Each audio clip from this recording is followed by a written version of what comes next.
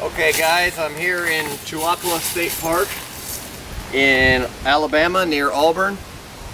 Jones and we are doing what a lot of Americans like to do, just going out enjoying a weekend in Mother Nature in an area that's possibly remote or where there's not a lot of people around.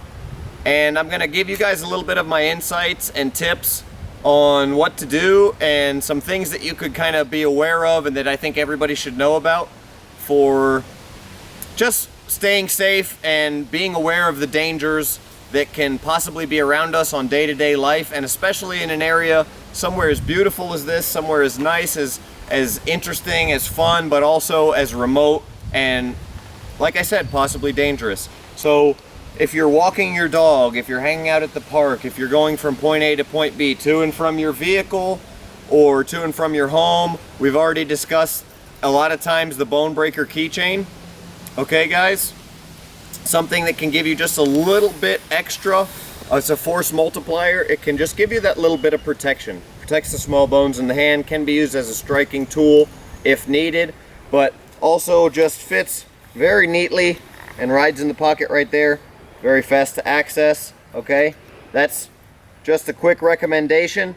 And now we're going to talk about the mental principles behind what we're doing here. Number one thing that I'd like to mention is you win 100% of the fights that you don't engage in. What that means is don't engage in an altercation that you don't have to.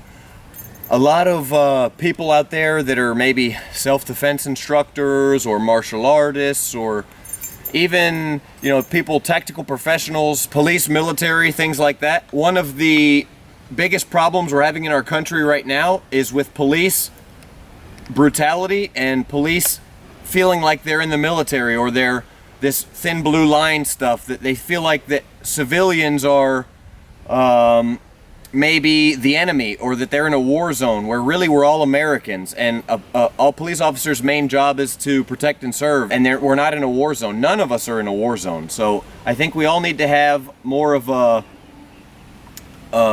realist approach to where we are and what we're doing.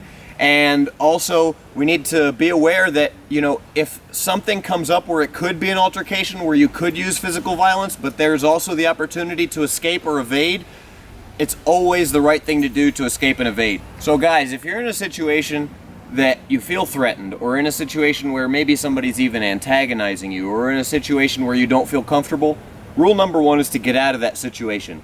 Okay, just get out of there. Run, drive away if you're in a vehicle. Do whatever you can do to get out of that situation. So if you have any opportunity to escape or get out of the situation or avoid any kind of an altercation, that's going to be the number one thing to do. There's also going to be situations where you may have to fight for your life. If the situation occurs where you have to fight for your life, you need to be swift, you need to be violent, and you need to do everything you can to survive that altercation. I talked about force multipliers and using the bone breaker keychain to your advantage. You need to, if your life depends on a situation where physical violence could save your life, I've been in that situation a lot of times, and you really just need to give 110% in that situation. Everything you got and more than you thought you had. So that brings us to our next point of discussion, and that's to have a realistic acceptance of the threat of violence, okay? So a lot of people are going to be, for example, in a park like this, or just going about their daily business, walking their dog, doing whatever they do on a daily basis, and not really realize how dangerous things can be. There's people out here in the world who are predators, and they're bad people, they're evil. There's evil in the world that I hope nobody ever sees, that I've seen, and a lot of people that I know have seen and dealt with, and I hope nobody ever has to see that or deal with it, but it's out there.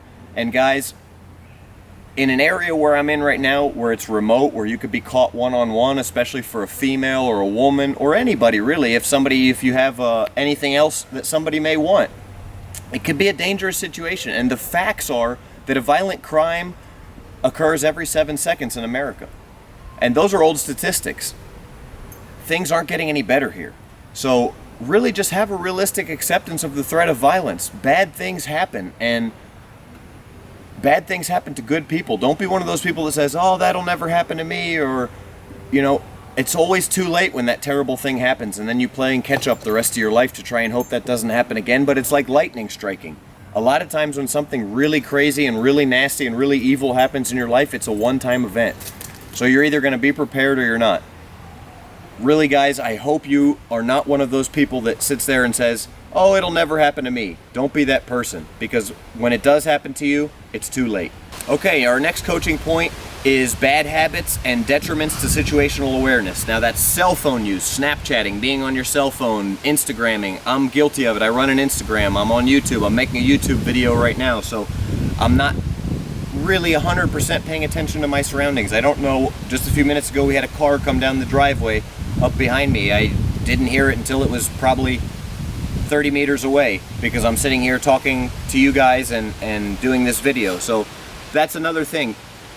Also, external stressors. If you're having a bad day, if you're angry, if you get complacent and get in a routine and you drive the same road every day, or you take your dog to the same park all the time, you do the same thing, those kind of things are detriments to situational awareness.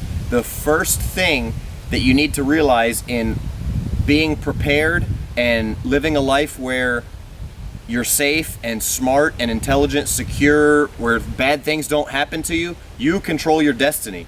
So being aware of your surroundings and paying attention to what's going on around you. Always trust your gut. I'll say that again. Always trust your gut. You have your instincts for a reason. If something doesn't feel right, get out of there, okay?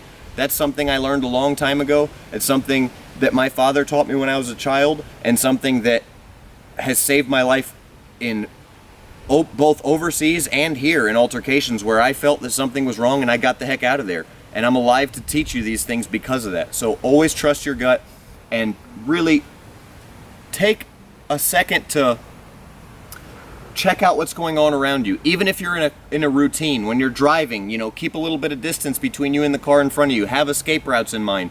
One thing is, we're in a park right here, okay? What we did when we got to this park, this was my first time here. We drove around the whole park. We checked out exit routes. We looked what was going on in the park. We saw where other people were at. We know where the ranger station's at. I know what directions where. I know where there's a rock quarry at here. I know where there's a way in and a way out. I know where I'm at in basically my location as far as comparison to the city and other objects I might need to get to.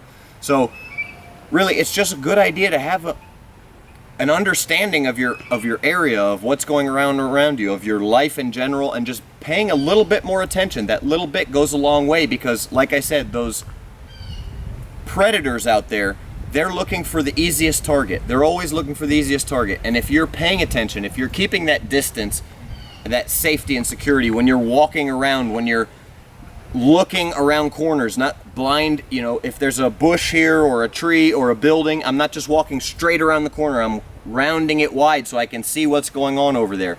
Okay, lots of little things, paying attention and just being prepared. Also, having some sort of, having that bone breaker keychain in your hand. This is the aluminum one, by the way, just a fancier version and more expensive, CNC made, but just walking around with my keys dangling from this and this in my hand, I can have this in my hand the whole time, guys. I can be walking. When I'm walking from or to my vehicle, walking my dog, anything like that, I can still do stuff. This is going to sit on my finger. I can still do stuff with my keys in my hand. But if something comes up to where I need it, even if I don't have any martial arts training, I can just flail this hand and be using something to create that distance between myself and an attacker, and then get the heck out of there, okay? Something that simple can save your life, but it occurs first with giving yourself the advantage and being aware of your surroundings and not succumbing to the everyday dumbing down of your senses, the everyday just not paying attention and the everyday grind and just head down, blinders on, going through the paces. Don't get that way. Be alert, be aware, okay? And that brings us to our next teaching point, and that's lighting.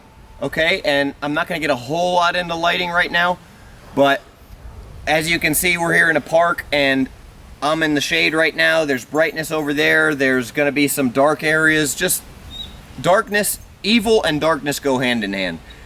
When you're doing anything at night, be very prepared and light. If you have I recommend carrying a flashlight. If you have a flashlight, light up areas before you get there, areas of darkness, or avoid areas of darkness. If you're walking at night, try and stay in the light, stay in the sun, either stay in the light. If you're here, stay on the main trail in the light where people can see things, or if you're walking downtown, stay in the in the street lights or in the lamps. Don't go down that dark alley. It's just not necessary.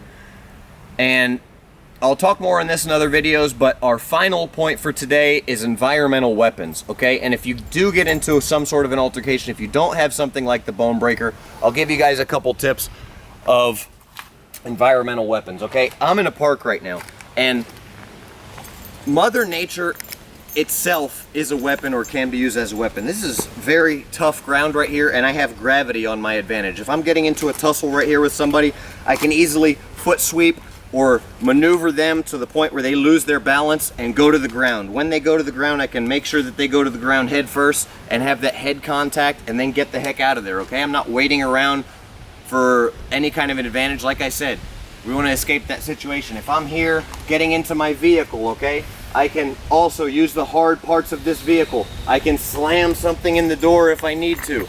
I can get into the vehicle and use the vehicle itself as a weapon. If I'm driving and I get in a situation where I'm halfway in, halfway out, the car's running, and I have a chance to drive, and somebody, for example, when I was overseas, people would come up on motorbikes a lot and pull up in a motorbike in front. In Latin America, they'll pull up on a motorbike in the front of your vehicle. They'll have a guy on driving and another guy with a submachine gun.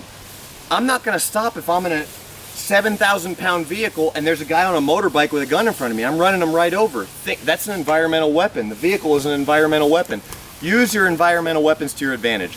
That's the final thing. This is getting kind of long-winded. Hope you guys enjoyed it. Like, share, but please comment below and let me know what you guys want to see more of, what you think about this video. I'm going out of my way doing these things for you guys, and I want to know, okay? Bone out.